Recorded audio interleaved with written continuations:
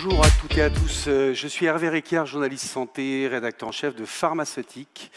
Bienvenue donc pour cet événement que j'aurai l'honneur d'animer pendant 1 heure, un événement qui va nous présenter l'espace de santé et prévention au cœur du nouveau quartier ou du quartier en cours de rénovation de Lyon-Confluence. Cet espace de santé et prévention qui en réalité est une des briques d'une ambition plus large.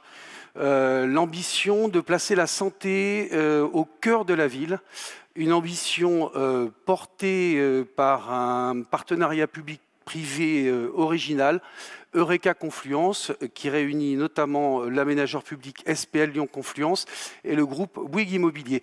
Avant de commencer, d'entrer dans le vif du sujet, comme vous pouvez l'observer, les sièges sont espacés de façon à ce que la distanciation sociale soit respectée, ce qui explique que les intervenants vont, s'ils le souhaitent, pouvoir s'exprimer sans porter de masque. J'accueille dès à présent le professeur Franck Chauvin, que j'invite à me rejoindre sur la scène.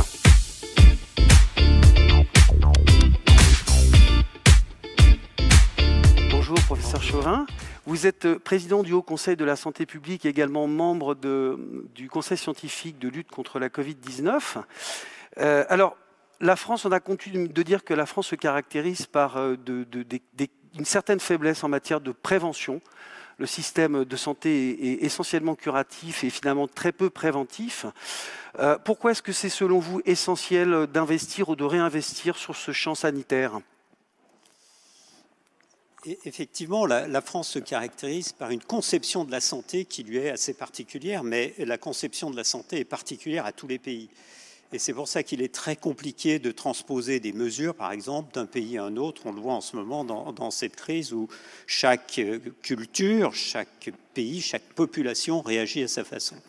Alors la France, parmi les autres pays, a une particularité, c'est qu'elle a accès depuis assez longtemps, maintenant plus d'1 siècle, tous ses efforts sur le soin.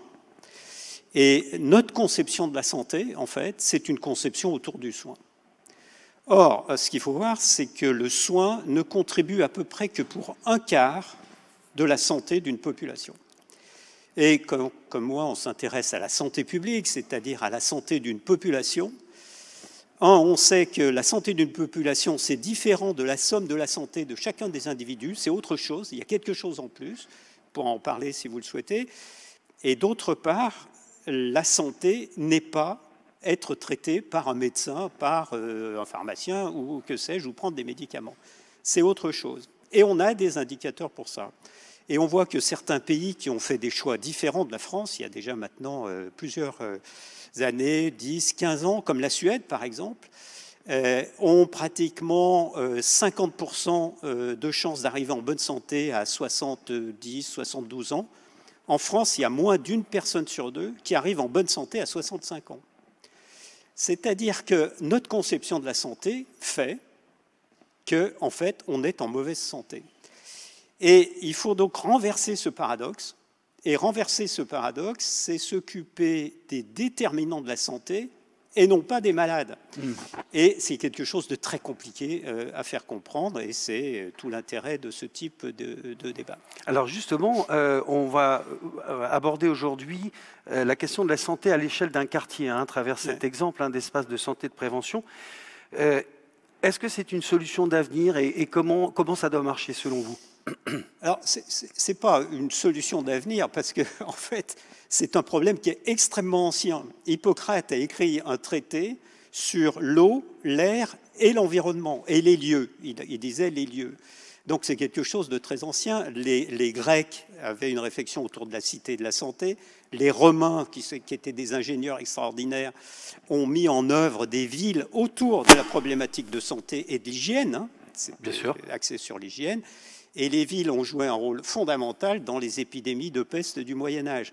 Donc, c'est une très vieille préoccupation des aménageurs, mais ça ne s'appelait pas comme ça à l'époque, des aménageurs des villes, des quartiers.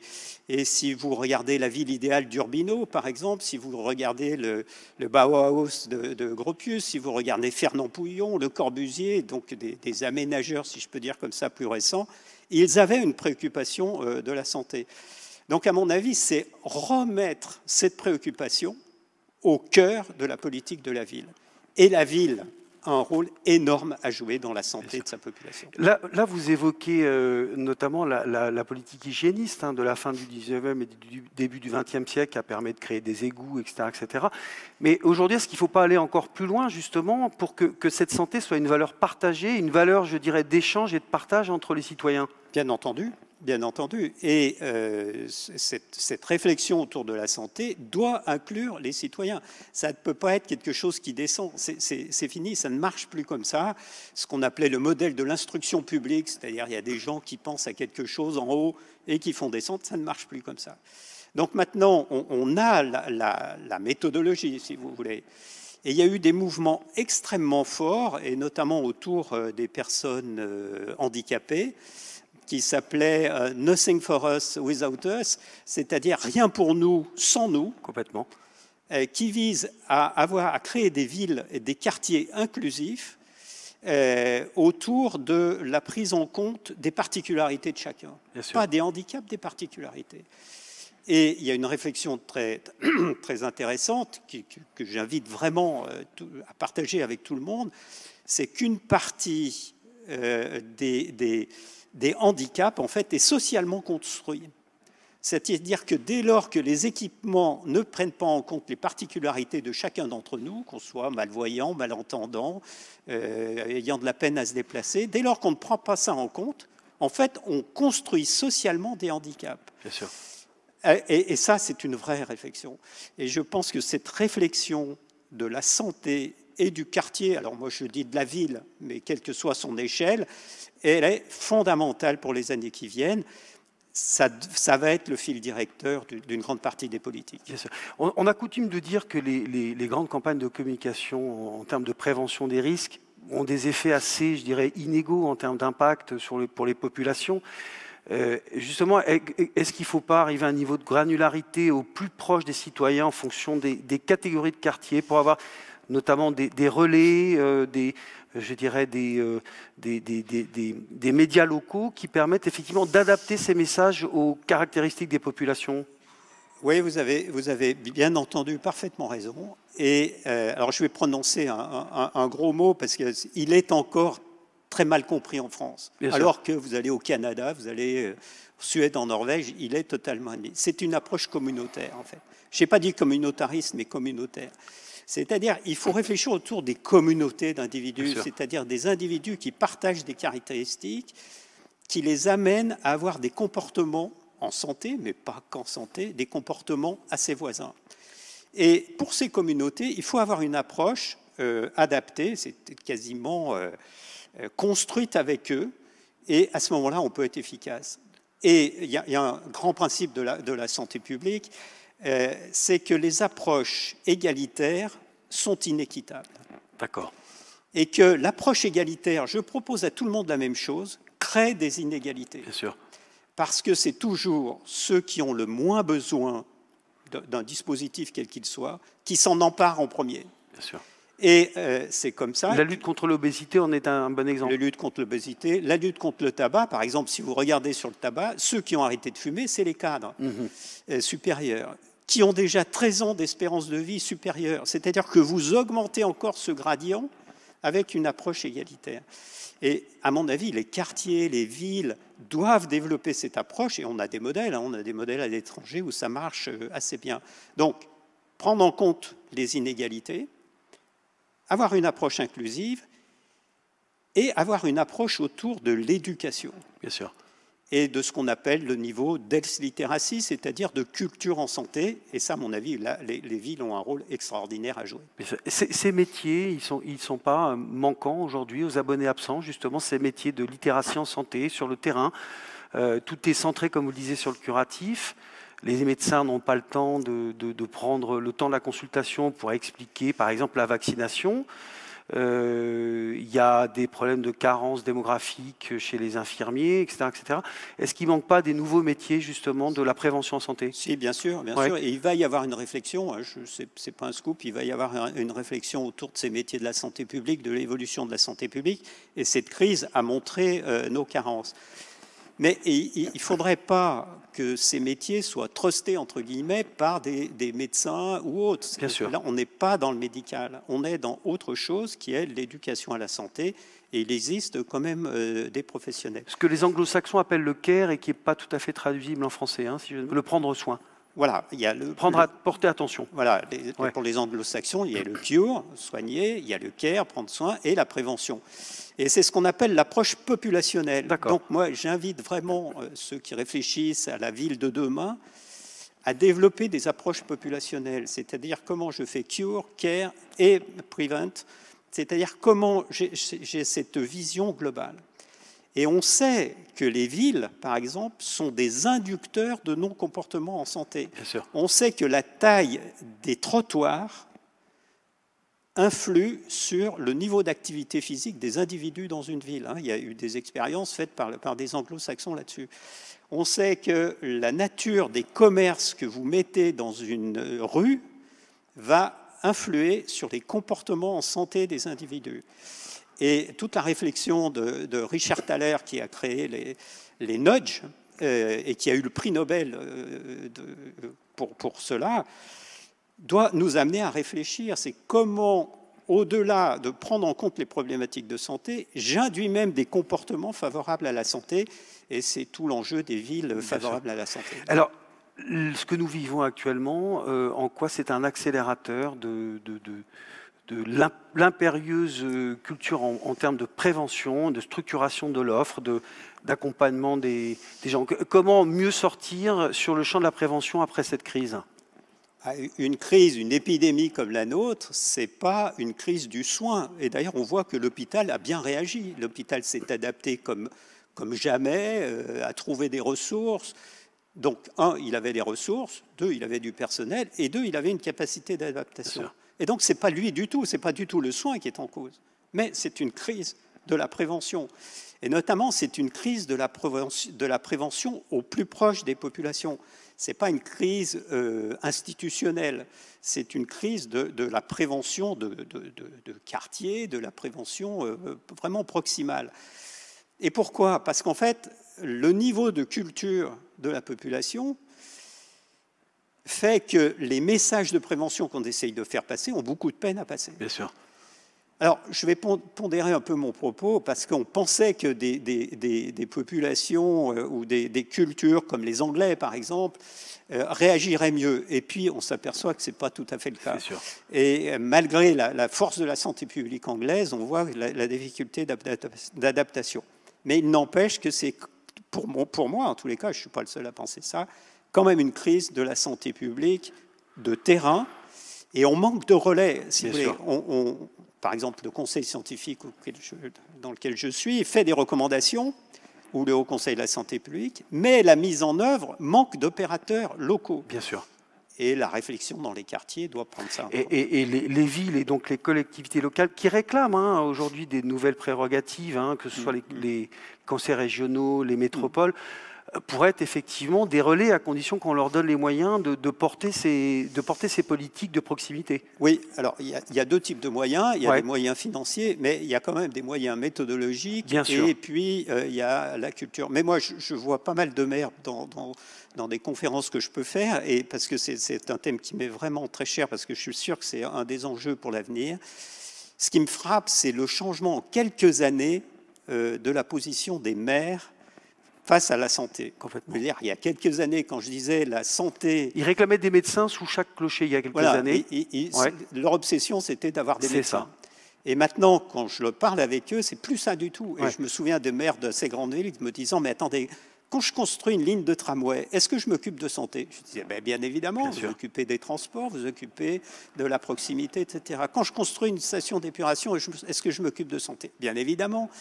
Quand je construis l'habitat, par exemple, est-ce que je m'occupe de santé ? Bien évidemment, l'habitat joue un rôle fondamental dans la santé des individus.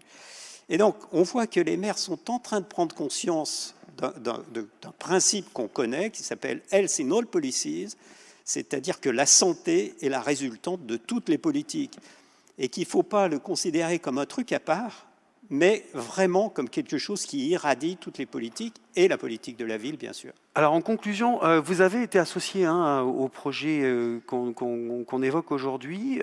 Ça peut être un exemple à suivre et qu'est-ce que vous pourriez en attendre? Quels pourraient être, selon vous, les apports et les bénéfices que pourrait fournir ce type de projet? Alors on peut le voir sous plusieurs angles. Un, moi je trouve extraordinaire qu'un aménageur, ou je ne sais pas comment vous l'appelez dans votre jargon, oui, oui. Moi j'ai mon jargon à moi, mais un aménageur veuille s'occuper de santé. Déjà ça, moi je trouve ça extrêmement étonnant et ça m'intéresse beaucoup. Je me dis, mais j'ai envie de travailler avec ces gens-là, parce que quand même, c'est extrêmement intéressant. Et ensuite, la réflexion, effectivement, incluant la prévention dans un complexe consacré aussi partiellement aux soins, mais à la santé, est une première étape. À mon avis, ce n'est qu'une première étape. C'est ça. Et on ne peut pas se contenter de ça. On est au début de l'aventure. Voilà, on est au début de l'aventure. Il va falloir aller plus loin. Il y a les outils méthodologiques, il y a la base scientifique pour le faire. Et bien maintenant, il faut la volonté pour y aller. Merci professeur Chauvin.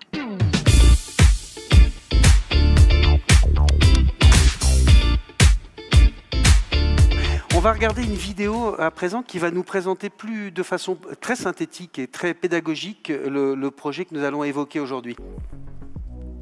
Lyon-Confluence est un territoire de 150 hectares situé au sud de la presqu'île de Lyon, dans le prolongement du centre-ville historique. Longtemps consacré à l'industrie, il est devenu un quartier à part entière, la Confluence, où se construit aujourd'hui une ville mixte, durable et attentive à la santé et au bien-être de ses usagers. Et Eureka Confluence dans tout ça. Piloté par la SPL Lyon Confluence et le groupe Bouygues, Eureka Confluence est un partenariat qui rassemble près de 70 acteurs privés et publics, dont la métropole de Lyon. Lauréat de l'appel à projet, démonstrateur industriel pour la ville durable en 2015 et primé par le Monde Smart City en 2017, il vise une nouvelle manière de concevoir la ville et investit de nouveaux champs. L'énergie, les services de proximité, mais également la santé et le bien-être en ville pour une meilleure qualité de vie à la Confluence.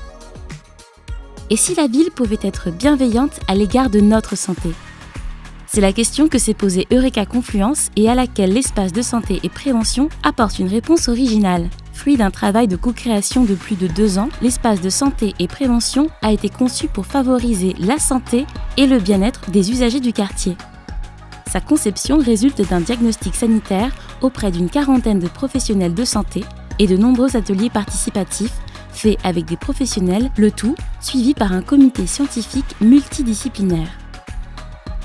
Démonstrateur d'une nouvelle expérience de médecine en ville, l'originalité du projet réside tout particulièrement dans son montage immobilier.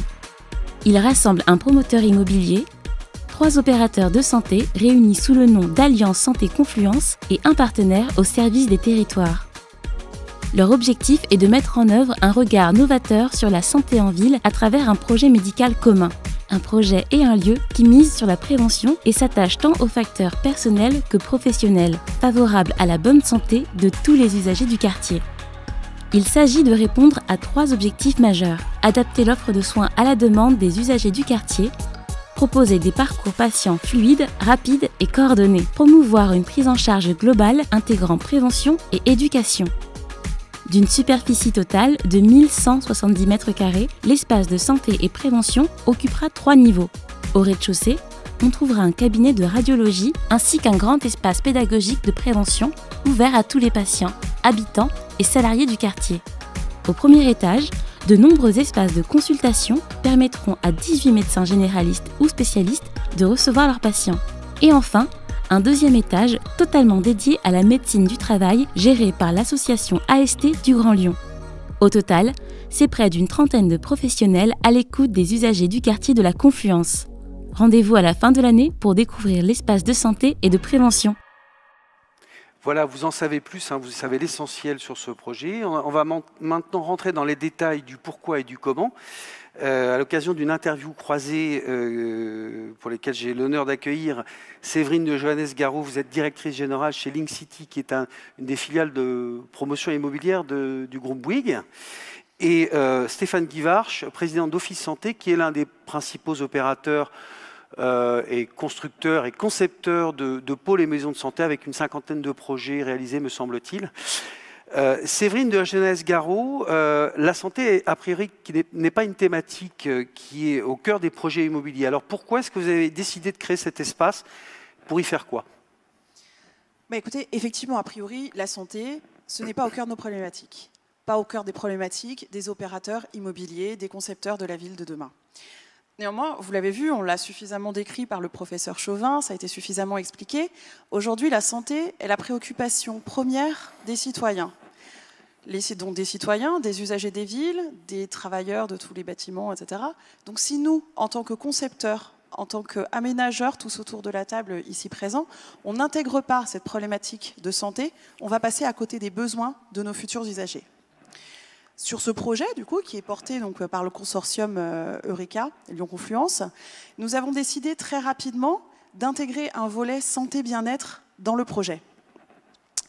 On a proposé effectivement une maison de santé, sauf que on s'est dit, la maison de santé, c'est un produit qui fonctionne très bien, effectivement, qui joue un rôle primordial dans l'organisation des soins primaires. Néanmoins, on voulait aller au-delà. Link City, donc, qui est membre de ce consortium Eureka, a travaillé donc, avec tous les partenaires du consortium et énormément de partenaires extérieurs pour intégrer cette démarche de santé, bien-être et prévention dans le projet. Au lieu de commencer par une approche, j'allais dire, assez bâtimentaire du projet, en se disant on va commencer à dessiner des plans, on va installer à tel endroit des locaux de consultation, des espaces de prévention, de la radiologie, etc. Au lieu de travailler dans cette démarche-là, pendant 2 ans, nous nous sommes attachés à travailler avec un ensemble de partenaires pour d'abord faire un diagnostic sanitaire de l'écosystème local. Ici, sur Lyon Confluence, on a identifié les besoins de la population actuelle, de la population de demain, des travailleurs qui viennent aussi quotidiennement sur ces secteurs. Et les besoins en termes sanitaires, l'écosystème local n'est pas le même que celui qu'on retrouvera dans un autre quartier. Nous avons aussi organisé des ateliers participatifs réunissant des habitants, des usagers, des professionnels de la médecine, médicaux, paramédicaux, des internes en médecine, en les faisant travailler sur qu'est-ce que c'est que cet espace de prévention. Tout ça, bien évidemment, sous l'égide d'un comité scientifique. Et pendant ces deux années en fait, de travail, nous ont permis de proposer un cahier des charges qui a donné lieu à un appel d'offres auprès de différents exploitants qui ont manifesté leur intérêt pour venir dans ce projet. Et c'est un petit peu comme ça qu'est née l'Alliance Santé Confluence. Merci beaucoup, Séverine. Stéphane Guivarch, vous qui êtes l'opérateur, hein, le constructeur et le concepteur de ce projet, qu'est-ce qu'on va y trouver? Comment va se dérouler le parcours du patient? Quels services seront proposés à la population? Alors les patients, les habitants du quartier et même au-delà, en fait, vont être accueillis dans un espace de santé, on l'a dit, d'un peu moins de 1200 mètres carrés, qui va porter une démarche innovante, puisqu'elle va aller vraiment traiter de la prévention jusqu'aux soins, et en abordant les sujets dans le cadre de sa vie personnelle, jusque dans sa vie professionnelle. Donc effectivement, comme l'a dit Séverine, au travers de cette opération, de ce concept novateur, nous avons créé une équipe. En fait, il y a trois opérateurs qui se sont associés au sens fort du terme pour créer une offre médicale complète. Donc ces trois partenaires opérateurs de santé vont chacun contribuer à venir traiter leur domaine dans le domaine de la prévention et dans le domaine du soin, avec l'équipe des radiologues de l'imagerie sauvegarde les Massus, qui est un des partenaires clés de cette opération. La partie santé au travail qui va être opérée par l'AST Grand Lyon et Office Santé qui va animer une équipe de médecins généralistes et spécialistes.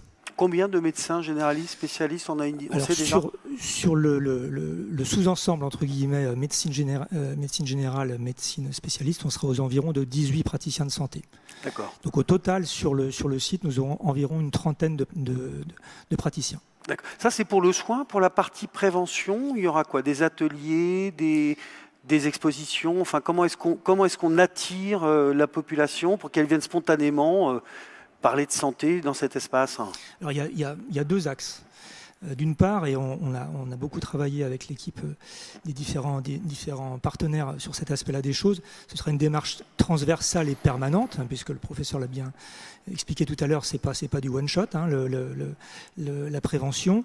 Et physiquement parlant, on a décidé, on a investi au sens fort du terme pour créer un espace physique qui sera dédié à 100% à des activités d'éducation autour de la prévention. Donc c'est un espace qui sera situé au rez-de-chaussée, qui accueillera à certains moments des expositions permanentes, d'autres des expositions plus ponctuelles, où l'équipe Alliance Santé Confluence viendra aider à l'éducation liée à la prévention, où on fera venir des intervenants extérieurs aussi, autour de campagnes, autour de, par exemple, du dépistage du cancer du sein, sur une deuxième thématique sur une campagne d'éducation à la nutrition, donc des termes qui seront variés et qui seront animés tout au long de l'année de manière à ce que ça vive et que l'ouverture sur l'extérieur, elle soit réelle.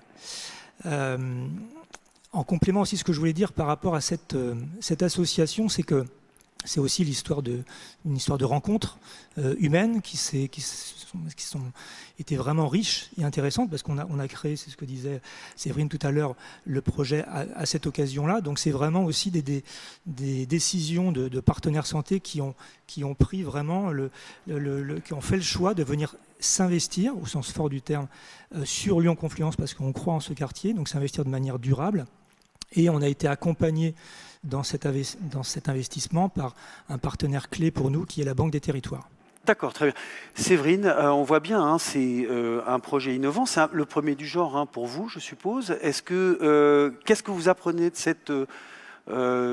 cette innovation? Est-ce que c'est une innovation que vous souhaiteriez, je dirais, renouveler à l'occasion d'autres projets? Comment est-ce que vous la situez dans votre politique globale de bâtisseur? Ce qui est important, j'allais dire, c'est que, comme l'a dit Stéphane, nous avons vraiment réussi à marier plusieurs partenaires ensemble qui avaient ce même projet, cette même ambition de répondre à des actions de prévention. On l'a dit, des maisons de santé sur le territoire, sur la ville, on en a développé 2. On n'a pas forcément anticipé cette démarche de prévention qui est essentielle aujourd'hui. La difficulté que nous avons rencontrée dans ce projet, c'était de trouver une réalité économique derrière. Bien sûr. Stéphane l'a dit, il y a un vaste espace de prévention au niveau du rez-de-chaussée. L'objectif, c'est qu'il soit pérenne. Et l'objectif, c'est clairement pas que dans 2 ans, cet espace soit redivisé en cabinet de consultation. Bien entendu. Bien au contraire. Et c'est le fait d'avoir pu trouver, avec des partenaires locaux, une approche réaliste, concrète et pérenne, qui fait que pour nous, c'est une vraie innovation qu'on espère dupliquer ailleurs. Mais attention, quand on dit qu'on la duplique, il faudra toujours s'attacher à son écosystème local. C'est-à-dire que le projet qui a été mené ici ne sera pas forcément le même dans une autre ville. C'est du sur-mesure en fonction, comme vous disiez, de la composition de l'habitat, de la structuration de l'urbain, en quelque sorte.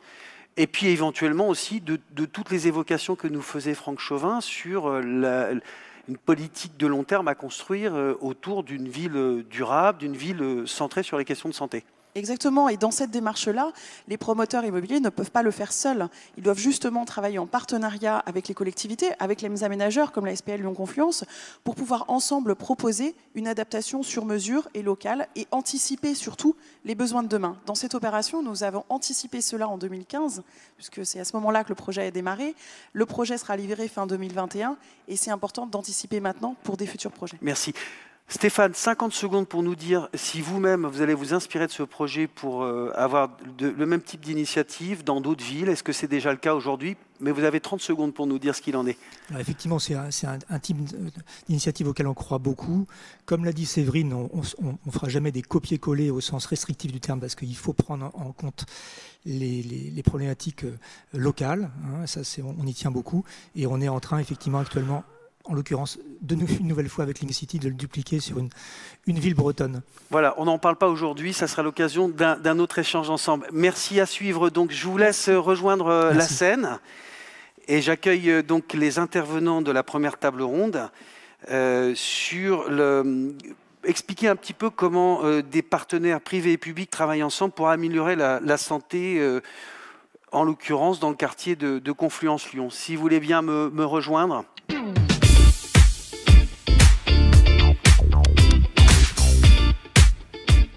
Donc Donc j'accueille Maxime Valentin, vous êtes responsable innovation de la SPL Lyon Confluence, l'aménageur.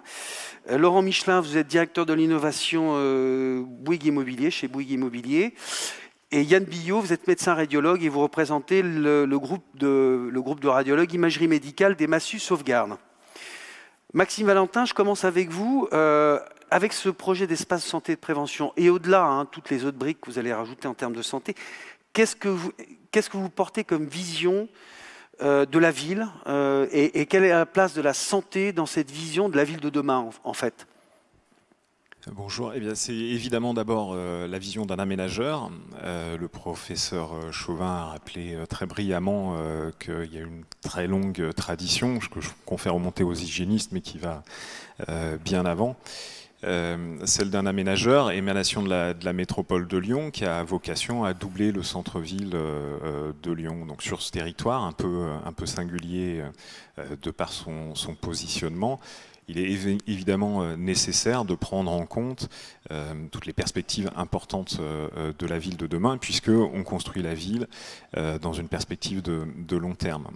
Ça se traduit en matière de santé à travers notamment le bien-être, à travers dans les espaces publics. On a une importante démarche qui existe sur les espaces publics. On crée la ville marchable en créant des cheminements qui favorisent justement les mobilités actives, la présence de la végétation, l'adaptation au changement climatique, mais aussi à l'intérieur des bâtiments, puisqu'on impose un certain nombre de prescriptions aux promoteurs, notamment en termes de qualité d'air intérieur, d'accès à la lumière, ventilation, etc.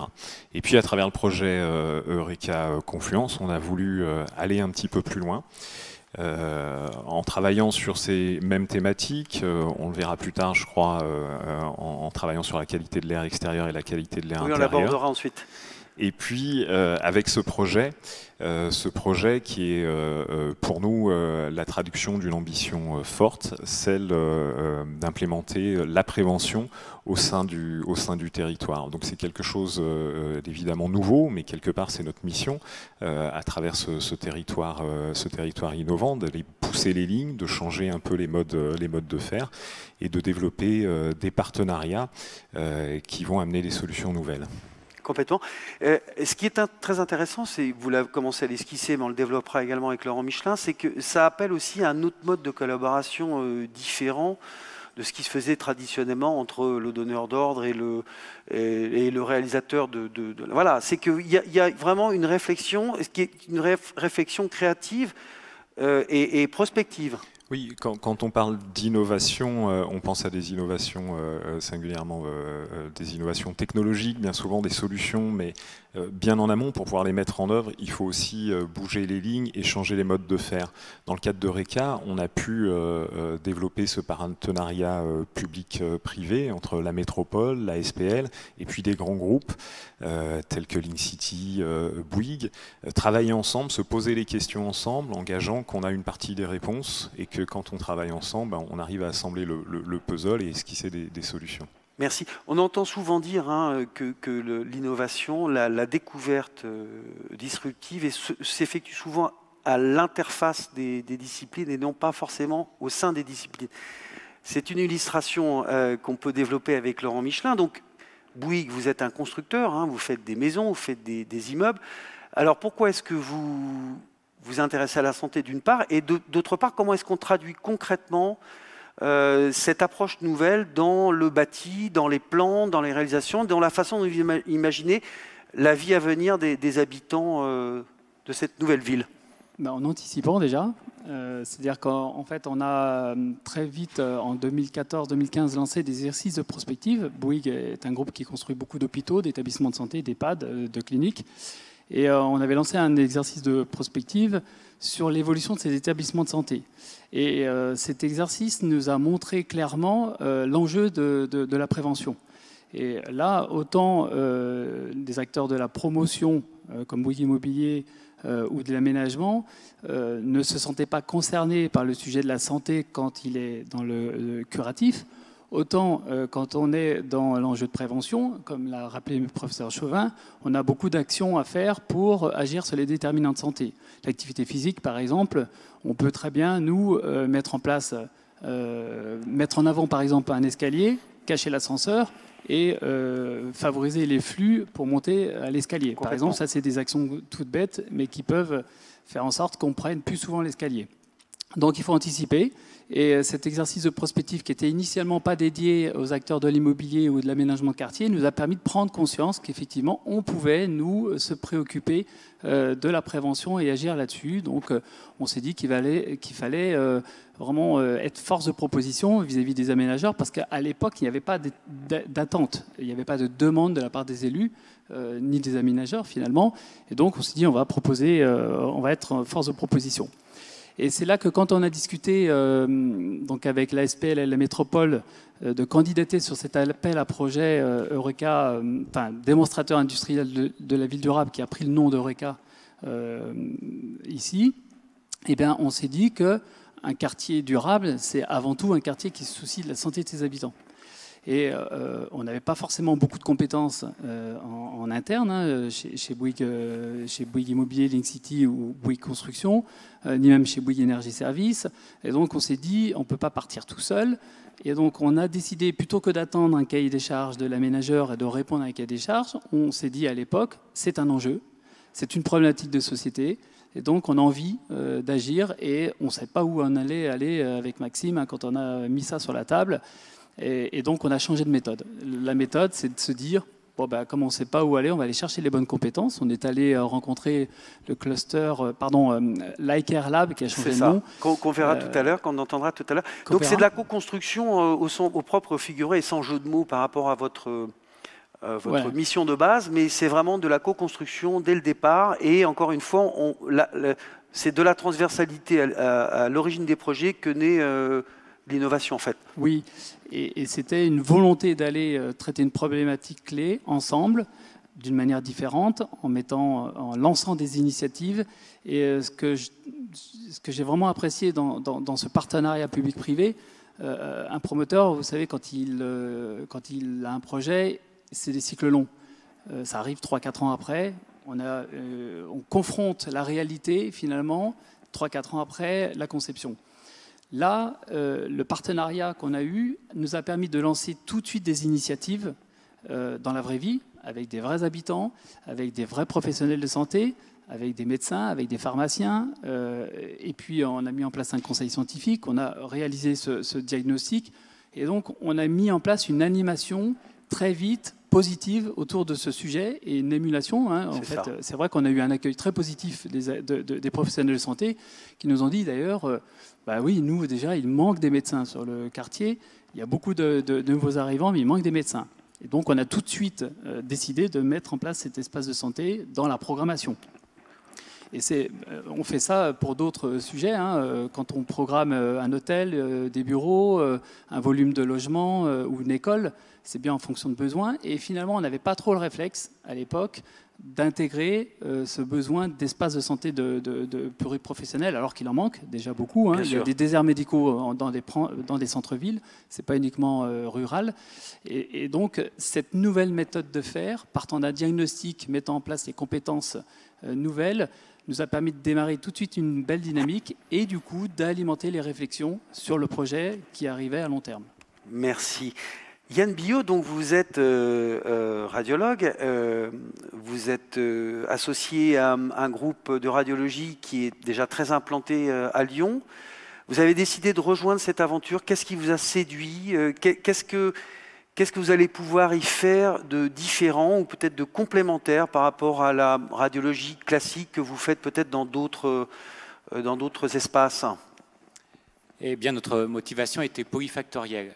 La première, quand on a entendu parler du projet, on venait juste d'être livré d'un plateau technique de 500 mètres carrés dans une maison médicale proche du site des Massues, enfin sur le site des Massues, construite par Bouygues Link City, livrée en temps et en heure avec très peu de réserves et vite levée. Donc déjà, le sérieux du constructeur nous a rassurés.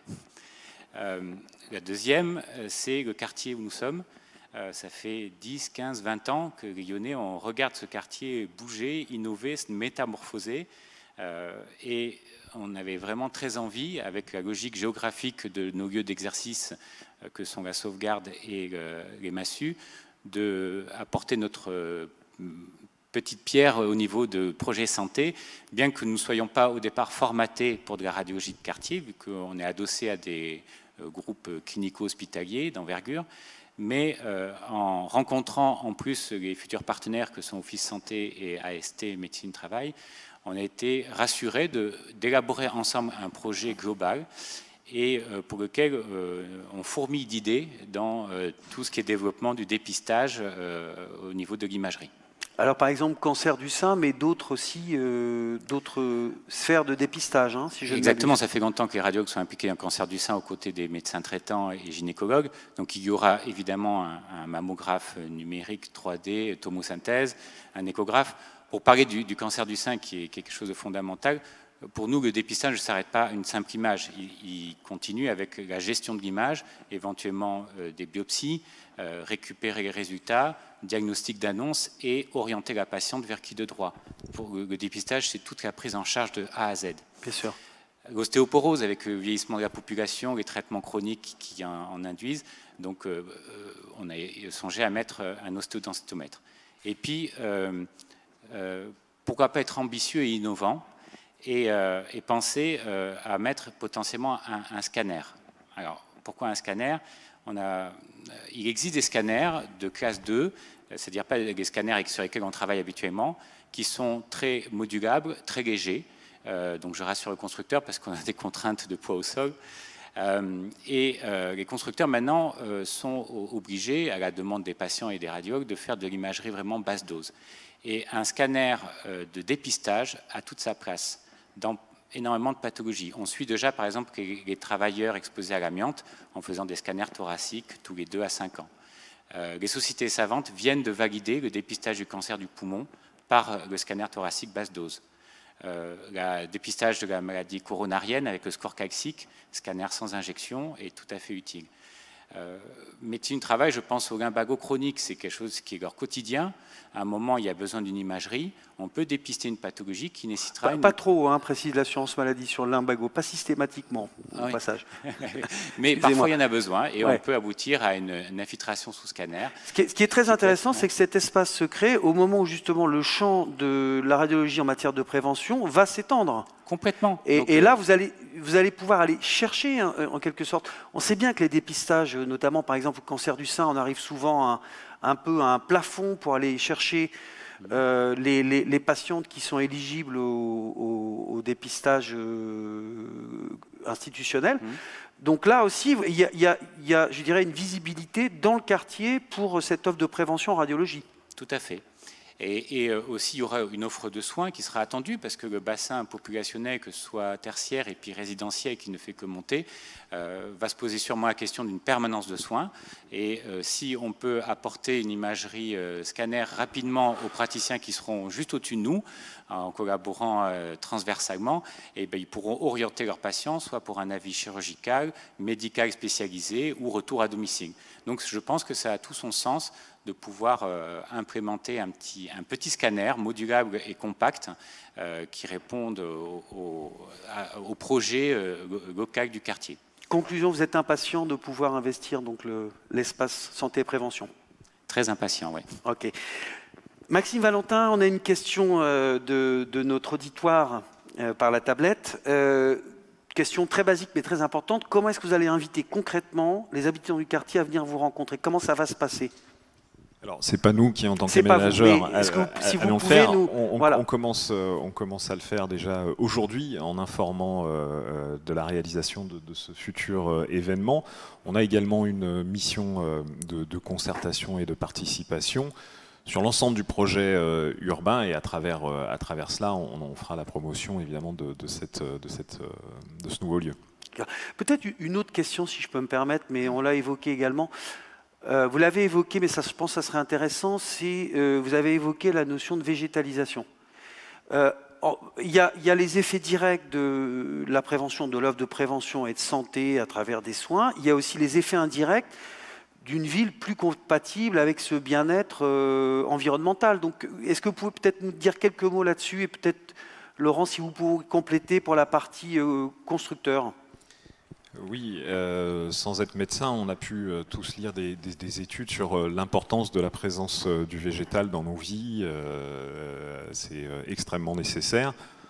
On a malheureusement pu parfois l'expérimenter dans les périodes de confinement. Donc la végétation joue un rôle important dans notre environnement, dans la qualité, la perception des espaces. Évidemment, il ne se limite pas à cela, puisque la végétation permet aussi de lutter contre un phénomène très important et qui risque malheureusement d'être de plus en plus important, c'est le phénomène d'îlot de chaleur urbain, le changement climatique qu'on peut mesurer chaque été, et particulièrement à Lyon, est très présent. Donc, à travers les espaces publics et leur végétalisation, on arrive à avoir un impact très favorable sur ces phénomènes de vagues de chaleur, notamment pour permettre une redescente des températures la nuit. Cela est combiné évidemment avec une conception des bâtiments pertinente qui permet d'avoir des logements dits traversants, c'est-à-dire dans lesquels on peut faire des courants d'air. Donc c'est toute une logique en fait. C'est une pensée globale. C'est une pensée globale ouais. Qui implique d'avoir des sols naturels qui permettent... Avec des arbres qui s'enracinent profondément. Si exactement, voilà. Oui. Donc c'est une question de gestion aussi des stationnements derrière. Donc c'est toute la logique de l'aménageur qui doit penser le territoire avant qu'il soit réalisé. Laurent, ce qu'évoque Maxime, est-ce que on pourrait penser que c'est une contrainte pour un bâtisseur ou pour un promoteur? En quoi c'est aussi une opportunité? C'est une opportunité. Alors déjà, nous, on a des engagements très forts en matière de RSE sur la biodiversité et puis sur bas carbone. Donc le groupe a pris position récemment. Et la présence de nature, ça a été prouvé, c'est prouvé scientifiquement que ça a un impact positif sur la santé. Mais nous, on voudrait aller même un peu plus loin parce qu'on se rend compte que pour justement préserver l'environnement, c'est une histoire de comportement individuel, d'ailleurs comme la prévention. Et on a envie de donner une vision positive de l'écologie parce que seul le fait de donner une vision positive fait bouger les gens. Donc la présence de nature, ça contribue énormément à donner une vision, à interagir avec la nature et donc à mieux la respecter et à faire cette transition d'usage qu'on attend tous pour que du coup on puisse vraiment tenir les objectifs de biodiversité et de bas carbone. J'ai une question par Internet qui peut peut-être, j'espère que vous allez pouvoir y répondre. Donc effectivement, la prévention et la santé sont bien intégrées dans les nouveaux quartiers. Comment y réfléchir et comment l'intégrer dans les anciens quartiers? Est-ce que c'est possible? Est-ce que ça fait partie des missions auxquelles vous réfléchissez? Puisque voilà, dans les anciens quartiers, il y a aussi des nouveaux immeubles qui peuvent se construire. Et comment est-ce qu'on arrive dans ce champ-là qui est forcément plus contraint? Alors, en réhabilitation, on a un peu moins de marge de manœuvre, c'est sûr. Mais il y a des sujets qualité de l'air intérieur, avec le choix des matériaux. Il y a beaucoup de logements qui sont un peu dégradés sur cette histoire de qualité de l'air. Donc ça, on peut avoir beaucoup de progrès quand on réhabilite en fait, des anciens bâtiments. Et puis on peut travailler sur la présence de la nature, réintégrer de la nature, puisque un certain nombre de quartiers en manquent. Donc oui, on peut agir. Il y a moins de marge de manœuvre parce que, comme on l'a dit, pour la prévention, il y a un effet plan masse. En fait. Le plan masse, la vision un peu hélicoptère du quartier, peut être conçu pour favoriser la marchabilité, pour favoriser en fait, les circulations. Même, en fait, on peut orienter les bâtiments pour se protéger d'une pollution et des flux donc autoroutiers ou routiers. Donc, on a moins de marge de manœuvre dans la réhabilitation, mais il y a déjà énormément de pas de progrès qu'on peut faire. D'accord. Il nous reste 1 minute.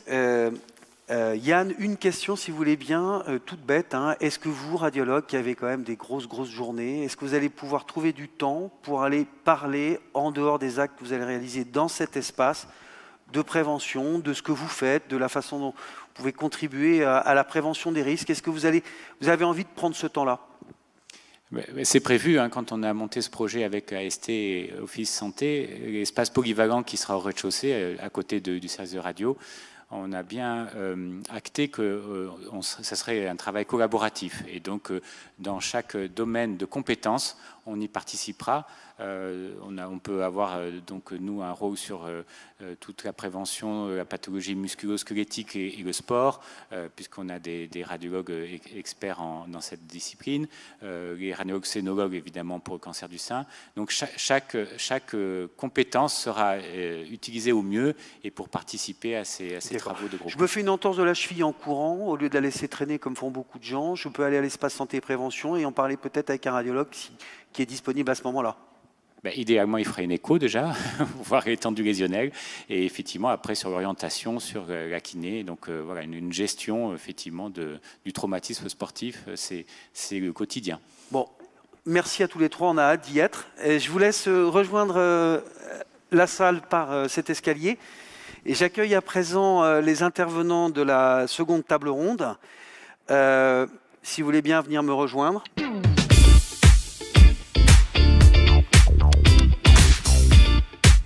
Nous allons évoquer l'inventivité au service de la santé des citadins à travers des cas concrets, 3 cas concrets. Je vous présente nos intervenants. Claire Quedevez, vous êtes directrice associée chez Medieco, cabinet d'études et de conseil sur les liens entre santé et urbanisme. Benjamin Guinaud, vous êtes chercheur au CNRS et vous avez créé une start-up Oberon qui installe des capteurs. Vous nous expliquerez dans quel but, des capteurs dans le quartier.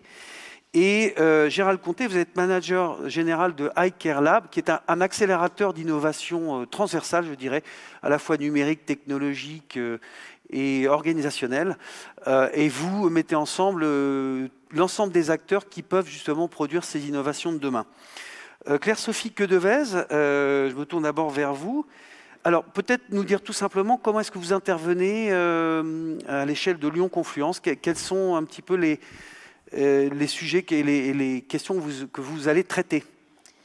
Bonjour. Du coup, alors rapidement pour comprendre comment est-ce qu'on intervient sur ce type de projet, Medieco, en fait, notre rôle, c'est d'accompagner tous les professionnels du secteur du bâtiment et de l'aménagement à mieux prendre en compte la santé. Et c'est vrai qu'on a beaucoup parlé de cette passerelle entre santé et acteurs du bâtiment. Nous, notre rôle, c'est justement de faire de la santé un élément transversal, à la fois à l'échelle des projets urbains, mais également dans le cadre bâti, que ce soit de la construction ou de la rénovation. Et donc, finalement, on va s'intéresser presque à tout ce qui ne touche pas à l'offre de soins. Et donc, on prend en compte, par exemple, toutes les thématiques liées à la santé environnementale. Et on a évoqué la qualité de l'air. C'est notamment là-dessus qu'on est intervenu. Mais également tout ce qui est comment trouver des solutions pour inciter aux pratiques de vie plus saines, favoriser la mixité sociale, intergénérationnelle. Et donc, l'idée, c'est essayer justement de contextualiser un projet aux besoins des occupants. Et notre rôle, c'est de porter en fait l'humain au cœur de toutes les étapes d'un projet. Sur Confluence, sur Solis, notre rôle, il a été plus spécifique à une thématique. Et quand on vit sur Lyon Confluence, on n'est pas sans savoir qu'on est en zone très urbanisée, qu'on a un axe de trafic à proximité. Et l'idée, c'est de se dire comment est-ce que dans mon logement, je peux justement me protéger des différents polluants qui peuvent être émis par le trafic automobile. Donc, on a échangé avec Bouygues Immobilier et Link City sur les différentes solutions. Et c'est vrai qu'aujourd'hui, on sait que la qualité de l'air intérieur, elle est 5 à 7 fois plus polluée que l'air extérieur. Alors là, on est dans un contexte particulier parce que finalement, on ne sait pas trop s'il faut ouvrir ou pas la fenêtre pour faire rentrer l'air extérieur. Donc l'idée, c'était de savoir comment est-ce qu'on peut accompagner les futurs occupants à mieux gérer finalement le renouvellement d'air de leur logement. Parce que si on ouvre la fenêtre, on fait rentrer les polluants extérieurs. Donc l'idée, c'est de mettre en place différents capteurs à l'extérieur du bâtiment et à l'intérieur du bâtiment. Des capteurs qui sont spécifiques aux polluants qui sont émis par le trafic automobile. Donc on s'intéresse aux particules fines, au dioxyde d'azote. Et puis, à travers des indicateurs qui sont directement envoyés sur téléphone portable via un QR code, l'occupant en fait aura une idée de la qualité de l'air extérieur, de la qualité de l'air intérieur et pourra gérer son renouvellement d'air. L'objectif, c'est essayer de voir si, via ces capteurs, on peut ouvrir au bon moment la fenêtre dans la journée. Et il y a un double objectif, c'est ce qui nous intéresse aussi beaucoup sur un projet de cette taille, notamment en ville, c'est essayer de voir aussi les capteurs en fonction de la hauteur au niveau du bâtiment, si on a une qualité de l'air extérieur qui évolue. Et oui, bien sûr, ça dépend en fonction des étages, hein, si je ne m'abuse. Les études commencent à le dire, mais on aimerait bien le vérifier bien aussi. Sûr. Il y a des heures aussi, il vaut mieux moins ouvrir ses fenêtres. Peut-être qu'effectivement, quand les gens font travail le matin, peut-être. C'est pour ça qu'on aimerait bien mettre en place. Il faut mesurer finement, il faut avoir des indicateurs et puis il faut savoir les communiquer de la meilleure façon possible, avoir tous les canaux possibles un enjeu pour énorme. Que les habitants soient sensibles. C'est un enjeu énorme sur la communication parce qu'on est sur des thématiques... la qualité de l'air intérieur, finalement, c'est quelque chose qui n'est pas visible. Bien sûr. Donc, grâce au capteur, on va rendre visible Chacun ne peut pas avoir un capteur chez lui, hein, c'est pas envisageable. Donc, ça commence à être très envisageable, puisque les coûts commencent quand même à être beaucoup plus acceptables. D'accord. Et puis, effectivement, on rend visible, mais il ne faut pas limiter le côté anxiogène. C'est-à-dire que, effectivement, il y a des polluants, mais l'idée, c'est pas non plus d'effrayer les gens. Donc, il faut aussi réfléchir à comment est-ce qu'on va transmettre cet indicateur, et puis comment les gens vont se l'approprier. Bien entendu. Il faut l'expliquer, il faut ne pas dramatiser, et il faut surtout donner des actions, des réactions à mettre en place. C'est ça, donner des données chiffrées sans donner d'action aux gens. C'est juste pire que tout. C'est pas effectivement la bonne solution. C'est le Covid aujourd'hui, hein, donc globalement. Super, on développera avec vous tout à l'heure. Benjamin Guinaud, alors vous avez créé Oberon, une start-up qui installe, si je livre l'information, des capteurs pour le coup sur les risques d'allergie. Alors qu'est-ce que vous allez faire à l'échelle du quartier? Alors surtout, c'est une start-up qui fournit des services à partir de ces mesures qui sont spécifiques. D'accord. L'innovation est dans le capteur, mais elle est surtout transmise par le service. Vous avez cité donc le CNRS, dont je suis issu, Oberon, cette boîte qui se crée ici en Rhône-Alpes. Je voudrais mentionner le réseau Pollen, qui est un acteur principal et une partie prenante importante du service qu'on a créé ici, avec donc le territoire de Lyon-Confluence. Ce service, c'est un service qui est résolument tourné vers la prévention des risques respiratoires, et d'abord les risques allergiques, vous l'avez dit. Il y a deux cibles. Il y en a une, c'est les gens qui savent, c'est-à-dire qui se savent malades, et ceux qui ne savent pas. Ceux qui se savent malades, ils ont eu un diagnostic, ils savent à quel pollen ou à quelle moisissure ils sont sensibles, allergiques. Et ceux-là ont exprimé, d'ailleurs dans les enquêtes qu'on avait fait avant d'installer les capteurs ici à Confluence, le besoin d'avoir une information au moins journalière, d'avoir une prévision, d'avoir une visibilité pour pouvoir anticiper ce risque, et une échelle qui soit l'échelle du quartier. Donc ceux-là, on leur apporte cette information via cet indicateur de bien-être respiratoire, et ça leur permet de mieux contrôler leur relation à leur maladie. Et puis il y a ceux qui ne savent pas, et ça c'est très intéressant. Il y a en France, partout dans le monde en réalité, de plus en plus de gens qui sont allergiques. Et en France, il s'écoule 7 ans en moyenne entre le moment où vous déclarez un symptôme allergique et le moment où un spécialiste va vous dire bah, vous êtes allergique à tel allergène. 7 ans, c'est énorme, ça veut dire qu'il y a énormément de nos concitoyens qui souffrent en fait, soit de rhinite, soit d'asthme, sans vraiment le savoir, sans cerner les causes de leur mal-être. Et c'est aussi donc à cela que l'on veut apporter cette information par différents canaux. Il y a l'application, il y a le site web, il peut y avoir des canaux sur je dirais dans l'espace public. Et évidemment, l'articulation avec une maison de la prévention et de la santé se fait naturellement. C'est-à-dire qu'il faut que l'étape d'après, on parlait de la solution, soit à portée de main. C'est cette articulation qu'on a trouvée Cet espace, ici. ça va être la possibilité d'expliquer déjà ce que vous faites aux habitants et leur permettre de s'en emparer. Il y a une question que je comptais vous poser, ça tombe bien, elle est posée par Internet. Réponse courte pour laisser temps de parole à Gérald. Mettre plus de végétation dans les quartiers, est-ce que c'est pas accroître le risque d'allergie respiratoire? C'est une très bonne question. On est obligé de poser la question. C'était le sujet qui a été abordé dans la table ronde précédente. La végétalisation, pour tous ses bénéfices, doit être considérée. Il faut considérer les risques que l'on installe peut-être dans l'espace public. On ne va pas mettre du peuplier, on est d'accord? On va éviter le bouleau, par exemple. Ou bouleau, pardon. Oui, c'est le bouleau. Donc voilà, ça ce sont des choses effectivement qu'il faut réfléchir globalement pour ne pas créer un risque qu'on n'aurait pas anticipé. D'accord, mais on peut... mais le bénéfice est là. Il y a des espèces, et d'ailleurs le RNSA, le réseau Pollen dont je parlais, fournit. Voilà, après c'est dans le choix paysager qu'il faut être très très attentif, si je comprends bien. D'accord. Gérald, donc je suppose que vous êtes réjouis de voir tous ces projets, dont l'espace de santé-prévention, se déployer à l'échelle de Confluence. Ça va être un terrain de jeu fabuleux pour un laboratoire d'innovation transversale comme le vôtre. Exactement, en fait, c'est une vraie opportunité. En plus, on est axé dans le quartier, on est résident du quartier à travers l'espace H7 Confluence.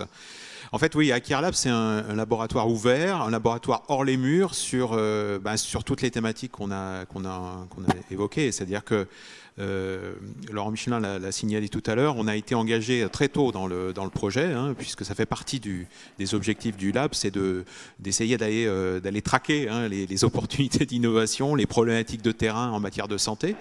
Ce qui nous amène d'ailleurs à proposer des animations de type hackathon. Donc, Hacking Health, c'est Lyon, c'est ce soir que ça commence. Et donc, toutes ces activités créatives qui engagent aussi les parties prenantes qui sont directement concernées. Et on l'a bien vu qu'il y a de multiples parties prenantes quand on touche des projets de santé.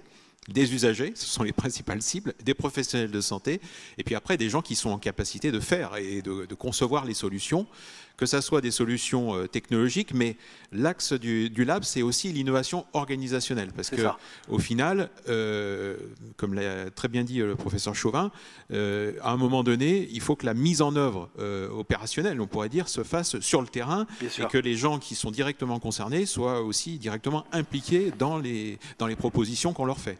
Alors ça, c'est le premier axe du lab.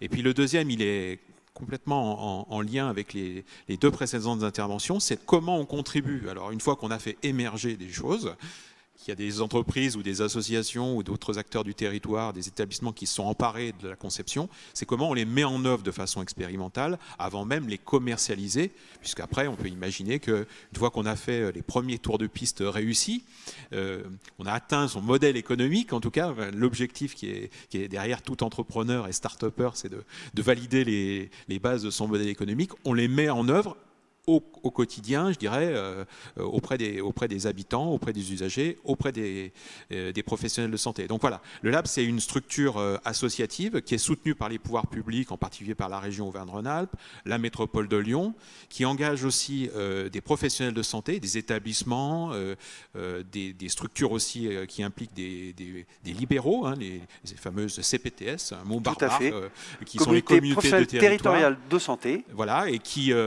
permettent à un moment donné d'aller faire le pont, la liaison avec les gens qui sont les spécialistes de l'innovation, en tout cas des entrepreneurs, que ce soit les entrepreneurs eux-mêmes ou les structures d'accompagnement comme les pôles de compétitivité. Ce qui est très intéressant, c'est que on s'avance à l'échelle d'un quartier, on s'avance sur le sur-mesure globalement. Alors, voilà, c'est ça. Voilà, avec l'idée de pouvoir dupliquer, mais dupliquer sans copier quelque part. C'est toujours pareil. C'est que il faut que ce soit un effet vertueux pour qu'on soit à la fois dans la proximité et en même temps dans un concept assez partagé, quoi.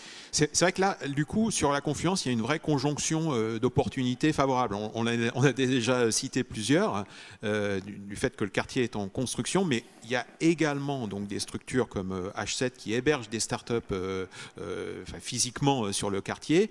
Et nous, du fait aussi d'être impliqués depuis assez longtemps déjà sur la conception, sur les phases, je dirais, de réflexion avec Eureka Confluence, on est potentiellement en capacité, à travers l'espace de santé, mais aussi avec l'ensemble des acteurs du quartier, les autres professionnels, il ne faut pas les oublier, les quartiers de santé, de Confluence, de proposer en fait un terrain de jeu, on pourrait dire ça comme Exactement. ça, pour des innovations qui... Avec une nécessité qui a souvent fait défaut dans un certain nombre d'innovations en matière de santé, c'est qu'on se préoccupait souvent des usages réels pour les destinataires en fin de projet. Exactement. Alors que là, on part des usages réels, on les vérifie, c'est la fameuse préférence patient ou la satisfaction client qu'on entend souvent se développer dans le champ de la santé. Et là, on peut imaginer que ces personnes du quartier qui seront sensibilisées par l'espace de santé et prévention seront peut-être plus incitées à répondre à des questionnaires, de noter telle ou telle appli, etc. etc. C'est clair. En fait, l'innovation, c'est d'abord un terreau. On crée d'abord un écosystème favorable pour qu'à un moment donné, les gens qui ont des opportunités développer des solutions ou qui ont des besoins. Hein, les deux processus sont opérationnels. C'est un peu ce qu'on voit dans les hackathons. Hein, c'est vraiment une capacité de proposer des problématiques, des défis au regard de la technologie. Je dirais que moi, ce n'est pas des démarches qui s'opposent, hein, c'est avant tout des démarches complémentaires. Il y a la capacité de proposer des choses d'un point de vue technologique, mais il y a aussi la capacité pour les usagers et les habitants d'être générateurs d'opportunités. Et je dirais même que c'est même très favorable parce qu'on a l'impression que du coup on est impliqués les uns et les autres dans une démarche au lieu que ça descende entre guillemets. Il y avait référence tout à l'heure à une version, un volet très directif ou en tout cas descendant de la prévention. Je pense que pour l'innovation en santé, d'impliquer, et c'est très exigeant, c'est très compliqué, etc. D'où l'intérêt d'avoir un lab santé qui aide un petit peu en termes de méthodologie, de positionnement des bonnes parties prenantes sur un certain nombre de projets. Alors c'est peut-être très ambitieux, peut-être un peu utopiste de notre part, il en faut. Mais sans doute intéressant de l'expérimenter, même pour nous, expérimenter cette démarche au niveau du quartier, parce qu'on est en proximité avec un certain nombre d'acteurs indispensables. Vous allez bien vous amuser. Voilà.